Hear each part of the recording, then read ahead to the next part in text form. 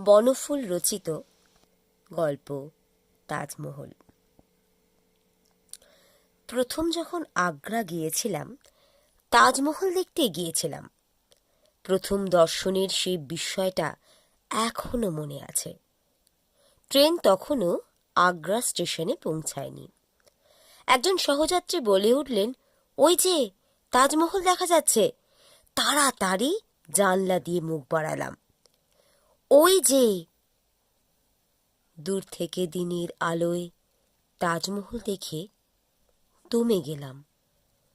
চুনকাম করা সাধারণ একটা মসজিদের মতো ওই তাজমহল। তবু নির্নিমেষে চেয়ে রইলাম। হাজার হোক তাজমহল, শাহজাহানের তাজমহল। অবসন্ন অপরাহ্নে বন্দি শাহজাহান আগ্রা দুর্গের অলিন্দে বসে এই তাজমহলের দিকেই চেয়ে থাকতেন। মমতাজের বড় সাধের তাজমহল।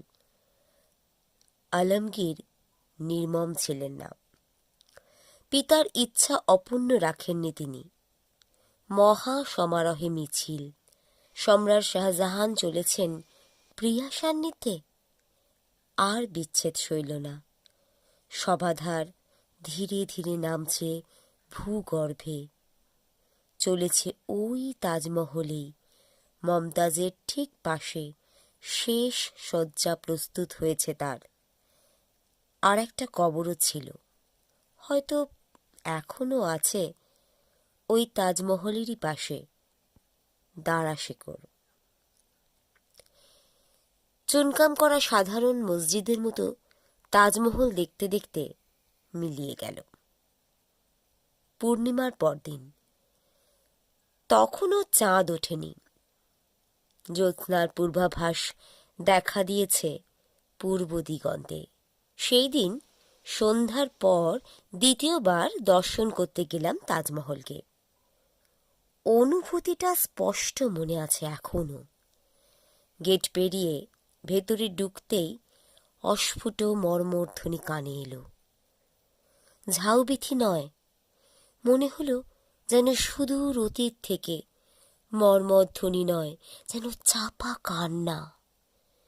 ঈষৎ আলোকিত অন্ধকারে পুঞ্জীভূত তমিশ্রার মতো স্তূপীকৃত ওইটি কি তাজমহল? ধীরে ধীরে অগ্রসর হতে লাগলাম। মিনার, মিনারেট, গম্বুজ স্পষ্টতর হতে লাগল ক্রমশ। শুভ্র আভাসও ফুটে বেরোতে লাগল অন্ধকার ভেদ করে। তারপর অকস্মাৎ আবির্ভূত হলো সমস্তটা। মূর্ত হয়ে উঠল যেন সহসা বিস্মিত চেতনাপটে।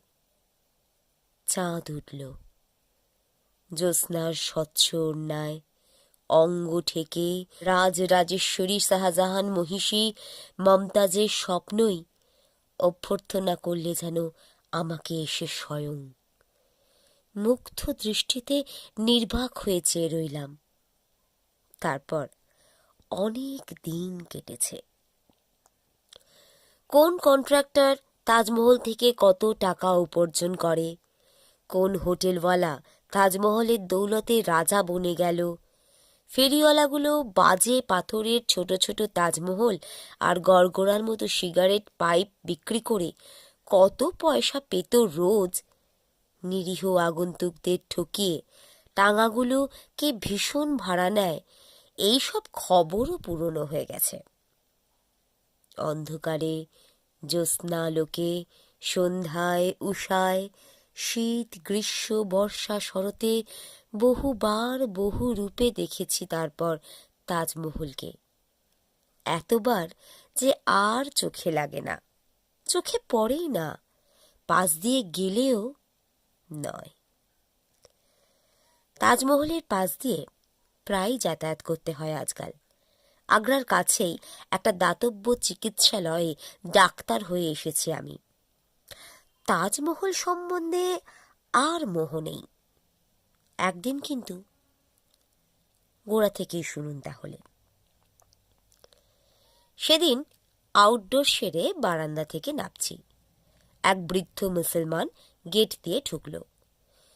পিঠে প্রকাণ্ড একটা ঝুড়ি বাঁধা, ঝুড়ির ভারে মেরুদণ্ড বেঁকে গেছে বেচারির। ভাবলাম কোনো মেওয়াওয়ালা বুঝি। ঝুড়িটা নামাতেই কিন্তু দেখতে পেলাম ঝুড়ির ভেতর মেওয়া নয়, বোরখা পরা মহিলা বসে আছে একটি। বৃদ্ধের চেহারা অনেকটা বাউলের মতো, আলখাল্লা পরা, ধপধপে সাদা দাড়ি। এগিয়ে এসে আমাকে সেলাম করে চস্ত উর্দু ভাষায় বললে নিজের বেগমকে পিঠে করে বয়ে এনেছে সে, আমাকে দেখাবে বলে।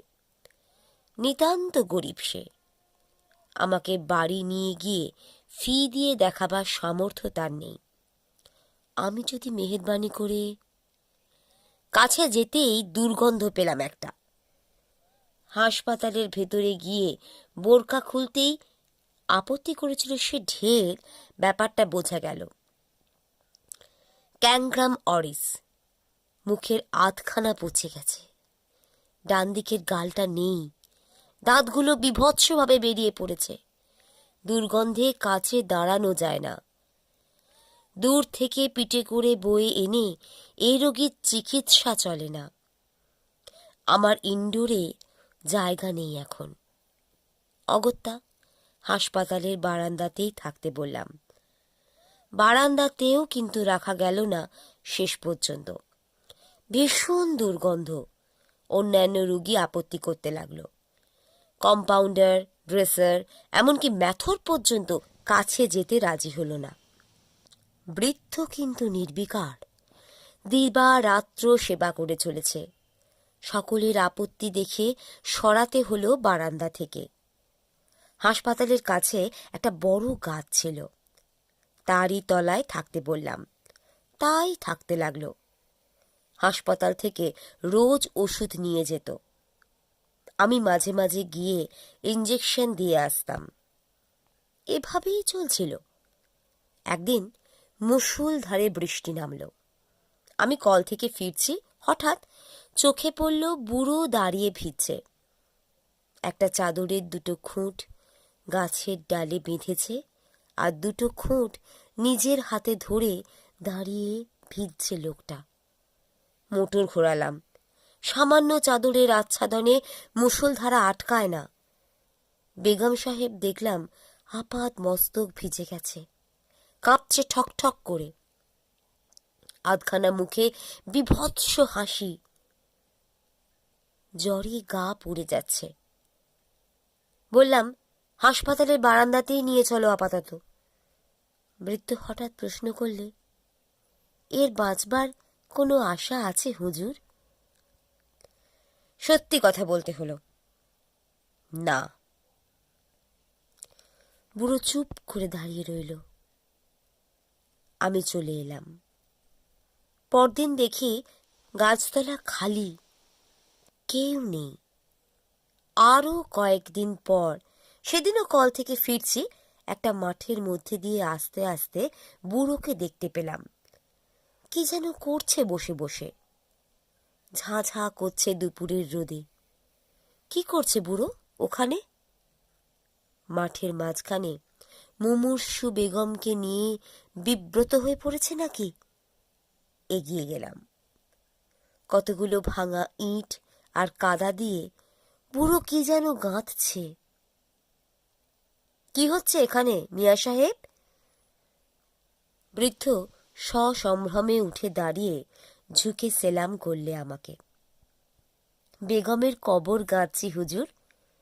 কবর? হ্যাঁ হুজুর। চুপ করে রইলাম। খানিকক্ষণ অস্বস্তিকর নীরবতার পর জিজ্ঞাসা করলাম, তুমি কোথায় থাকো? আগ্রার আশেপাশে ভিক্ষে করে বেড়াই। দেখিনি তো কখনো তোমাকে। কি নাম তোমার? ফকির শাহজাহান। নির্বাক হয়ে দাঁড়িয়ে রইলাম।